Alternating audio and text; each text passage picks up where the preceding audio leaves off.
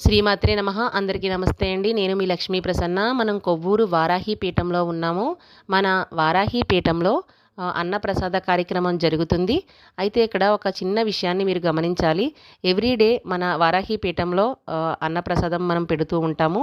అయితే ఇక్కడ భక్తుల సహాయ సహకారాలతో పాటుగా మన వారాహి పీఠం ట్రస్ట్ నుండి అన్నప్రసాద కార్యక్రమం చేయడం జరుగుతుంది. ఈ విషయాన్ని ప్రతి ఒక్కరు కూడా గమనించాలి. అలాగే ఈరోజు అన్నదాతలు ఎవరో చూద్దాము. అలపాటి మునీంద్ర వరప్రసాద్ అండ్ స్వప్న గారు అనమాట.